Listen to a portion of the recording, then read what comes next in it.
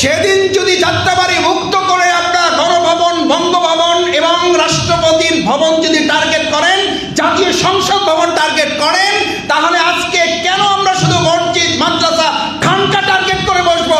আমরা আজকে টার্গেট করবো গণভবন, বঙ্গভবন, জাতীয় সংসদ ভবন। সেখানে ইসলাম না পর্যন্ত আমাদের আন্দোলন চলবে। জুলাই সনদে আপনারা নাই। শেখ হাসিনা তার ঠিক আগের দিন, যেদিন পালিয়ে যাবে তার আগের দিন তার সকল সভা সংসদ যারা শেষ ঠিকানা তাদের ডেকে বলেছেন পরিস্থিতি ভালো না, আল্লাহর কাছে দোয়া করেন। আল্লাহর জমিনে আল্লাহর দিন প্রতিষ্ঠিত নেই। এই অবস্থা দেখেও যদি তোমার চেহারার পরিবর্তন না ঘটে, চেহারা পরিবর্তন মানে ফুরফুর মেজাজে আছি, চিন্তা ভাবনায় খাইয়ে পরে ভালোই তো আছে, আলহামদুলিল্লাহ, আল্লাহ ভালো রেখেছেন ভাই, হ্যাঁ নিশ্চয়ই আলহামদুলিল্লাহ, কিন্তু আমার মধ্যে একটা তীব্র ক্ষোভ এবং প্রতিক্রিয়া সবসময় থাকবে। যে জমিনে আমি বাস করি, যে আল্লাহর নিয়ামত আমি ভোগ করি, সেই জমিনে এখনো আল্লাহর শাসন দিয়ে এই জমিনটা পরিচালিত হচ্ছে না। এই ক্ষোভ, এই প্রতিক্রিয়া, এই ক্ষুদ্র মনোভাব যদি আমার মধ্যে না থাকে, এই ক্ষোভ এবং ক্ষুদ্র প্রতিক্রিয়াই তো আমার বক্তব্যটাকে শানিত করে। আমাদের অনেকে বলে, মিশরের একজন আলেম আছেন, আরও কয়েকজন আলেম আছেন, দেখবেন ওনাদের বক্তব্যের মধ্যে সবসময় একটা তীব্রতা। আমাদের দেশেরও অনেক আলেম আছেন, আমরা অনেক সময় ক্ষুব্ধ হয়ে যাই। আমাদেরকে অনেকে বলেন, আমিও নিজে একটু যুক্তি দিই, যুক্তিটা ঠিক নাও হতে পারে। আমাদেরকে অনেকে বলেন একটু কথা আস্তে বলা যায় না, একটু গুছায় গাছায় মিষ্টি মিষ্টি করে বলা যায় না। আমি তখন বলি যে ভাই, যদি আল্লাহ হায়াতে বাঁচায় রাখে, একটু সময় দেন, যদি জমিনটা দেখি যে আল্লাহর বিধান অনুযায়ী চলছে, তখন মিষ্টি মিষ্টি করে কথা আমরা বলতে পারবো চাইলে ইনশাআল্লাহ। কিন্তু যেখানে আল্লাহর জমিনটা আল্লাহর নাফরমানদের হাতে পরিচালিত, যে ঘরটাকে আল্লাহ তাআলা আপনাকে দিয়েছেন, সেই ঘরে অন্যরা পরিচালনা করে, এটা দেখার পরে কি আপনার মাথা ঠিক থাকবে? ঘরটা কিনেছেন আপনি, বাড়িটা আপনার, সেখানে আপনার যিনি গোলাম সে আপনাকে পরিচালনা করে, আপনি স্বাভাবিক, আপনি সুস্থ? তো যদি তাই না হয়, তাহলে আপনি আল্লাহর কি গোলাম? আমি আল্লাহর কি গোলাম? যে আল্লাহ তাআলা এই জমিনটার মালিক, তার কথার বাইরে একটা গোলাম আমাদেরকে পরিচালনা করছে। আল্লাহর গোলামদের তৈরি করা মতবাদ আমাদেরকে পরিচালনা করছে, অথচ আমরা বলছি যে আমাদের কথায় যেন ক্ষিপ্রতা না থাকে, অথচ আমরা বলছি আমাদের কথার মধ্যে যেন সার না থাকে, অথচ আমরা বলছি আমাদের কথার মধ্যে যেন তীব্রতা প্রচলিত না হয়, আমরা যেন সফটলি সব কিছু ডিল করি। নিশ্চয় করব। আমাদের একজন ভাই বলেছেন, মসজিদে সব কথা বলা যায় না। মসজিদে যদি সব কথা বলা না যায়, মসজিদে যদি আল্লাহর বিধানের কথা উল্লেখ করা না যায়, আমাদের ওই যে বলতাম ছোট সময় যে মসজিদে কথা বলা যাবে আসমানের, আর কথা বলে জমিনের নিচে, মাঝখানের কোনো কথা বলতে পারবেন না। তাহলে আপনি শুধু ভালো আলেম না, তাহলে আপনি সবার পছন্দের আলেম, অথচ সবাই পছন্দের আলেম হওয়ার জন্য প্রচেষ্টা চালানো সুন্নাহ বিরোধী। আমি খুবই দুঃখিত, রাসূল করিম সাল্লাল্লাহু আলাইহি ওয়াসাল্লাম যাকে উসওয়াতুন হাসানা,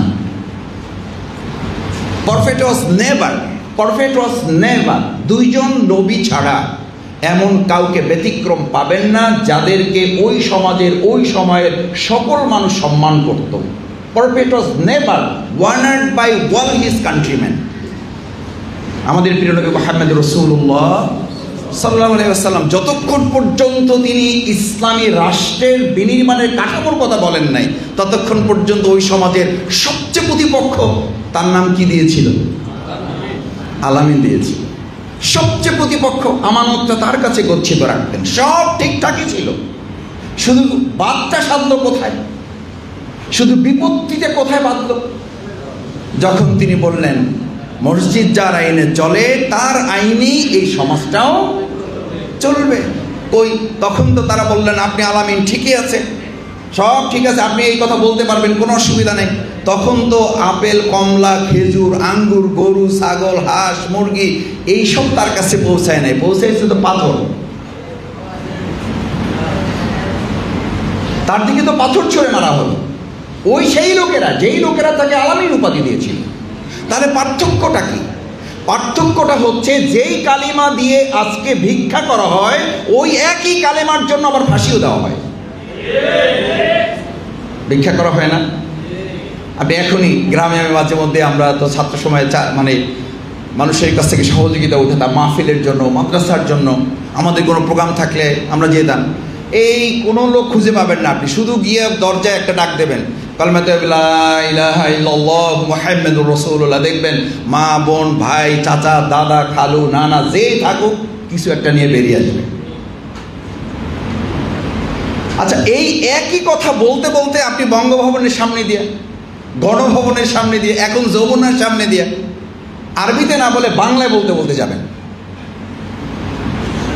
যদি ওই সেনাবাহিনী, যদি ওখানকার নিরাপত্তা বাহিনী বুঝে শুনে এটা উপলব্ধি করে, আর আপনি যদি বুঝে শুনে এটা বলেন, আমি ঘোষণা করতেছি আব্দুর রহিম, আমি আল্লাহর গোলাম, আমি স্পষ্ট ঘোষণা করে যাচ্ছি এই যমুনার সামনে দিয়ে, এখানে প্রধান উপদেষ্টা আছেন, লা ইলাহা ইল্লাল্লাহ, আল্লাহ ছাড়া কারো আইন মানি না এবং কোনো আইন চলতে পারে না। ইল্লাল্লাহু মুহাম্মাদুর রাসূলুল্লাহ, মুহাম্মাদুর রাসূলুল্লাহ যে বিধান নিয়ে এসেছেন রসুল হিসাবে, তিনি হচ্ছেন এটার একমাত্র বাস্তবায়নকারী এবং তাকে আমরা বিশ্বাস করি। দেন 200 টাকা, দেন 200 টাকা দেন, সেনাবাহিনীর লোক, র্যাবের লোক আছেন, দেন 500 টাকা দেন। 500 টাকা 200 টাকা দূরের কথা, আগে আসেন। আপনি আইনই মানেন না, আপনি প্রফেসর সাহেবের আইন মানেন না, আপনি মানবেন একমাত্র আল্লাহর আইন, আর আপনারা 200 টাকা দেবো, আসেন আগে, 200 টাকা দিব তো আসেন। What is the difference between states? পার্থক্যটা কোথায়? সেই জন্য এখন আমাদের এই সমাজ রাষ্ট্রে ওলামায়ে কেরামগণের এই সময়টাকে কাজে লাগানোর 3টা কথা বলে আমি শেষ করে দেবো। নাম্বার 1, নিজেকে প্রস্তুত করা প্রয়োজন।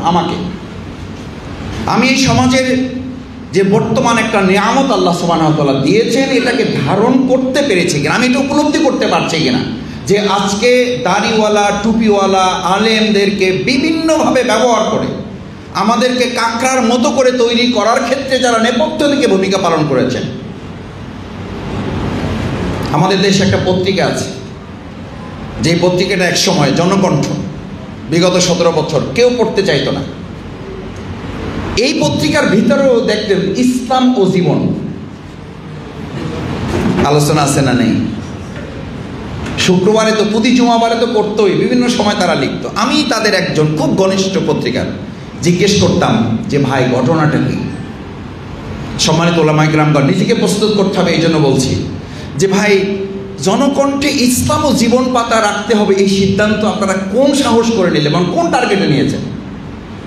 টার্গেটটা ভালো করে বুঝেন। খুব ঘনিষ্ঠ একজন পত্রিকার সাথে, মালিক পক্ষের, বললেন মাসুদ ভাই, এটা আমাদের ফায়সালা না, সিদ্ধান্তটা আমাদের না, পত্রিকা আমরাও চালাই না, আমরা এখানকার চাকর বাকর। তাহলে এটা চলে কোত্থেকে? বলছে চলে এটা পার্শ্ববর্তী রাষ্ট্র থেকে, এবং সেখানকার সিদ্ধান্ত হচ্ছে বাংলাদেশের মতো একটা জায়গায় ইসলামকে মোকাবেলা করতে হলে অন্য কিছু দিয়ে মোকাবেলা করতে হবে না, ইসলাম দিয়েই এটাকে মোকাবেলা করতে হবে। আমরা কি বুঝতে পারছি?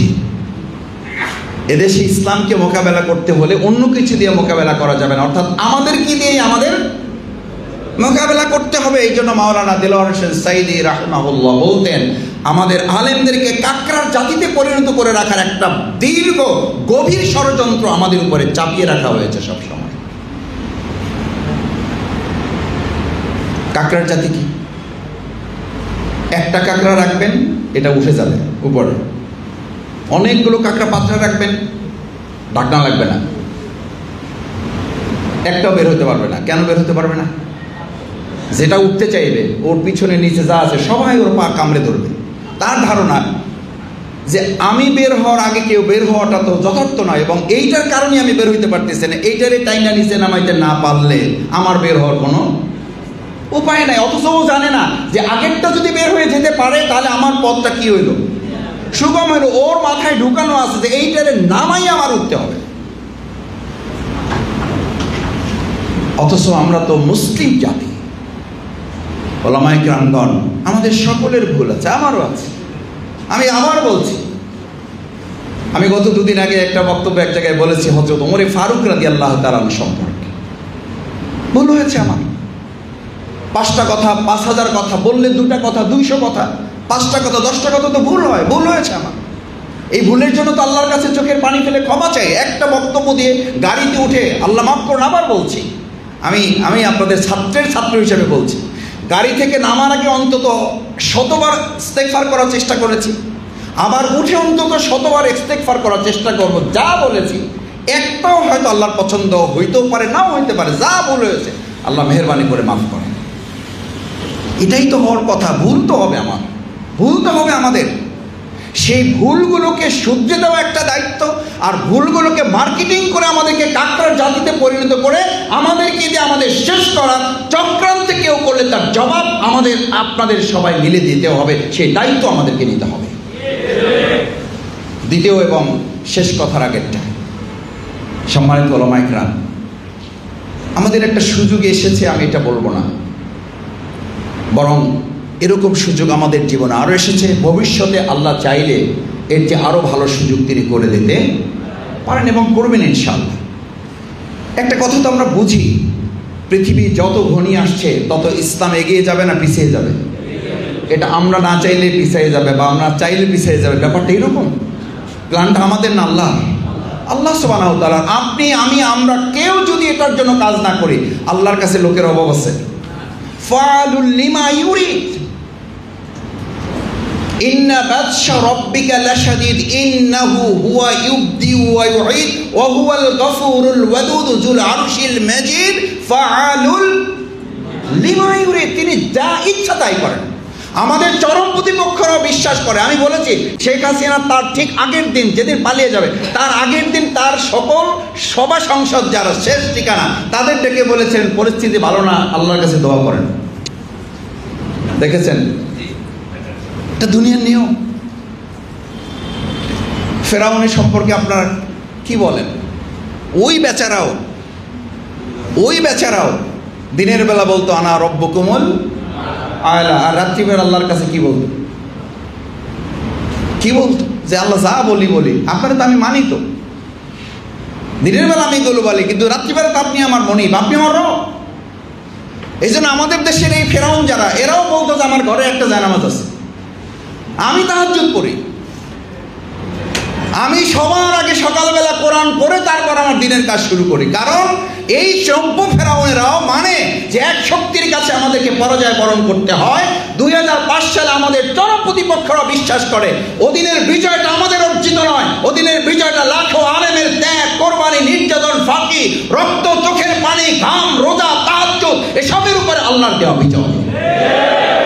যে আল্লাহ তাআলা 2005-এর ওই বিজয়টুকু দিতে পারেন, সেই আল্লাহ সুবহানাহু ওয়া তাআলা চূড়ান্ত এবং পূর্ণাঙ্গ বিজয় এই বাংলাদেশে দিতে পারেন না।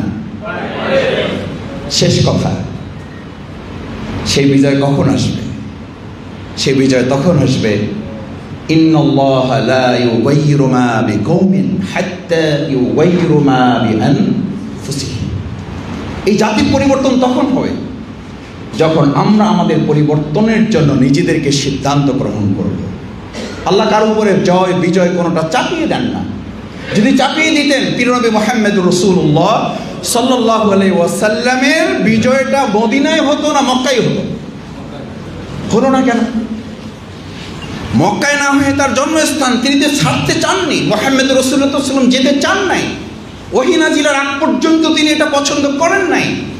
তিনি তার ঠিকানায় থাকতে চেয়েছেন এবং ওহী নাজিলের পরেও তিনি বারবার তাকিয়েছেন, আমার প্রিয় মক্কা, আমি চেয়েছিলাম বিজয়টা এখানেই হোক, আমি চেয়েছিলাম এখানেই থাকি, যত নির্যাতনে বিরোধ, কিন্তু আমার রব, আমার মনিব, আমার আল্লাহ সুবহানাহু ওয়া তাআলা, আমার প্রভু নির্দেশ দিয়েছেন তোমাকে ছেড়ে যাচ্ছি, আবার আসবো তোমার কাছে।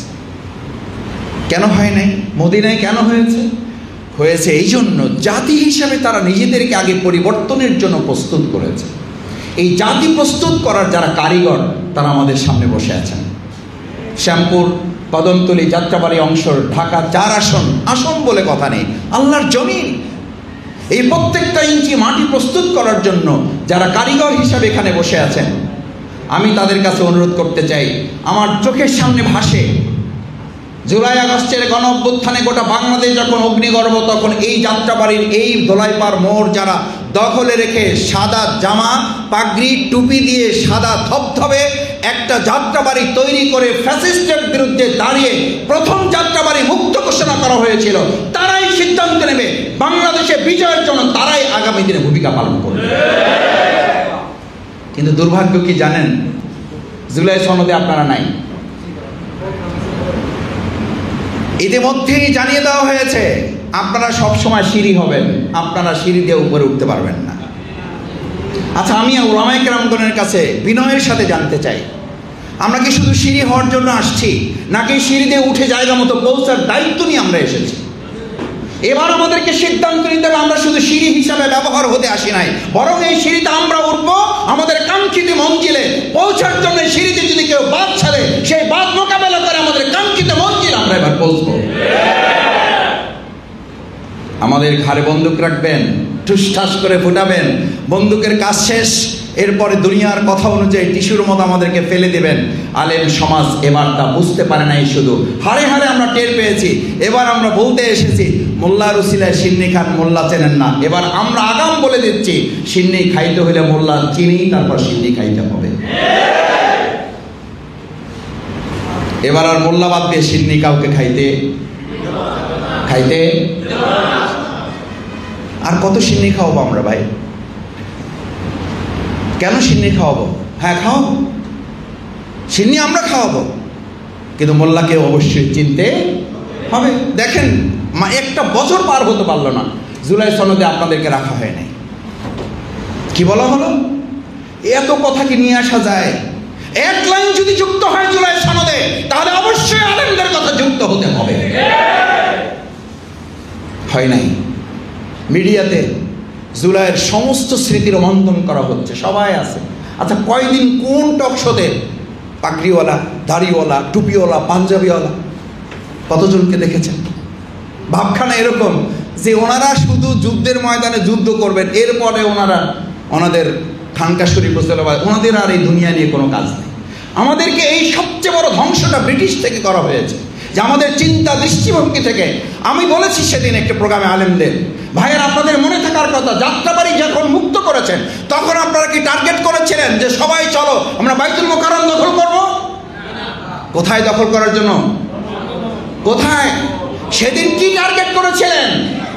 সেদিন যদি যাত্রাবাড়ি মুক্ত করে আপনারা গণভবন, বঙ্গভবন এবং রাষ্ট্রপতির ভবন যদি টার্গেট করেন, জাতীয় সংসদ ভবন টার্গেট করেন, তাহলে আজকে কেন আমরা শুধু মসজিদ, মাদ্রাসা, খানকা টার্গেট করে বসবো?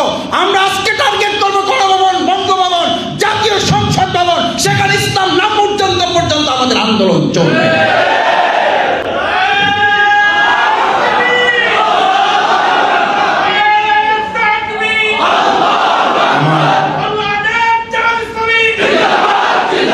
আমার শ্রদ্ধেয় ওলামায়ে কেরামগণ, শেষ কথা এটুকুই বলতে চেয়েছিলাম, সেদিন যদি আমরা জাতীয় মসজিদ বাইতুল মুকাররম টার্গেট না করে দুনিয়ার বিজয়ের প্রশ্নে, আল্লাহর দ্বীন বিজয়ের প্রশ্নে, মানুষের জনগণের অধিকার আদায়ের প্রশ্নে যদি আমরা সংসদ ভবন টার্গেট করি, আজকে এই একই কথা মসজিদে বলার কারণে যদি আমার ইমামকে কেউ ধমকায়, এই ধমকের জবাব দেওয়ার জন্য আমরা সেখানে বাকবিতণ্ডায় জড়াবো না। আমরা এমন জনমত তৈরি করবো, এই কথা বলারই আর কেউ সাহস করতে পারবে না।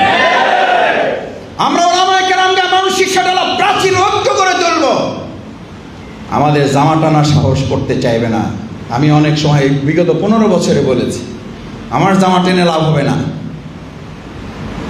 ওনারাই দাওয়াত দিয়ে নিয়ে যেত, এরপর কথাবার্তা যখন একটু শুরু করতাম, সভাপতি তো সামনে বসা, পিছন দিয়ে ইমাম সাহেব জামা টানত, ভাই আবার স্লিপ দিত, আমার চাকরিটা একটু দেখেন। আর বক্তৃতা আমি করতেছি, চাকরি তো ওনার চলে যাবে, আমি তো চলে আসবো ওখান থেকে, আমি তো মেহমান। ওই বক্তৃতার মাঝখানে আমি আল্লাহর উপরে ভরসা করে বলেছিলাম, আমার ওলামায়ে কেরামগণ, আমি আবার বলছি, আমি আপনাদের ছাত্রেরও ছাত্র। আমি বলছি, আপনি আমাকে নিম্নচাপ সৃষ্টি করেছেন, আমার জামা ধরে টানতেছেন, নিম্নচাপ সৃষ্টি করে কোনো লাভ হবে না। আমার এত বড় ঊর্ধ্বচাপ আছে, আমার এই কথা বললে আপনার চাকরি চলে যাবে, আর এই কথা আমি না বললে আমার ইমান চলে যাবে। আমার দায়িত্ব কোনটা আপনাকে বলে দিতে হবে।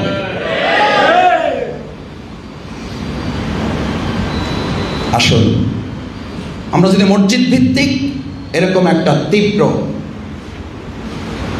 ব্যাকডোর করে তুলতে পারি, একটা ঘাঁটি তুলে তুলতে পারি, যে একটা মসজিদ মানে একটা মসজিদ না, মসজিদ মানে একটা দুর্গ। মসজিদ ভিত্তিক একটা সমাজ যখন হবে তখনই শান্তি প্রতিষ্ঠিত হবে। সেই মসজিদ, সেই মাদ্রাসা, সেই খানকার, সেই সম্মানিত জায়গাগুলোর যারা মূল পরিচালিকা শক্তি আল্লাহ যাদেরকে এই বিরাট নিয়ামতের অধিকারী করেছেন তারা আমার সামনে বসা। আসুন, আপনাদের এই জায়গাগুলো থেকে আওয়াজ তোলা মানে শুধু ওই জায়গার আওয়াজ না, আপনাদের এই জায়গাগুলো থেকে আওয়াজ তোলা মানে হচ্ছে 18 কোটি মানুষের কর্ণ করে পৌঁছে দেওয়ার এক একটা হর্নের মতো করে ভূমিকা পালন করা। সেই হর্ন আপনারা, সেই মাইকের ইউনিট আপনারা, সেই মাইকের স্পিকার আপনারা। আপনাদের এখান থেকে একটা কথা বলা মানে এটি পঞ্চগড়ে পৌঁছে যাবে, আপনার একটা কথা এখান থেকে তেঁতুলিয়ায় পৌঁছে যাবে, আপনার এখান থেকে একটা কথা পাথুরিয়ায় পৌঁছে যাবে, আপনার এখানকার একটা কথা গোটা বাংলাদেশ ছাড়িয়ে গোটা বিশ্বে মানুষের দরবারে পৌঁছাবে যে এবার বাংলাদেশ আওয়াজ তুলেছে এবং সেখানে এবার ইসলামের বিজয় কেউ ঠেকাতে পারবে না ইনশাআল্লাহ। আল্লাহ সুবহানাহু ওয়া তাআলার কাছে সেই তৌফিক কামনা করে আপনারা যারা কষ্ট করে সেই সকাল থেকে আমাদের সহবত দেওয়ার আমাদেরকে সুযোগ করে দিয়েছেন, আপনাদের সাহচর্যে আমাদের থাকার কিছুটা সময় আমাদেরকে আপনারা বরাদ্দ করেছেন, আল্লাহ সুবহানাহু ওয়া তাআলা আজকে এখানে একত্রিত করেছেন মেহেরবানি করে। কাল কিয়ামতের দিন আমাদের বিচার ফায়সালা সহজ করে জান্নাতুল ফিরদাউসিও যেন তিনি আমাদেরকে একত্রিত করে দেন। সকলে বলুন আমিন। আসসালামু আলাইকুম ওয়া রাহমাতুল্লাহি ওয়া বারাকাতুহু।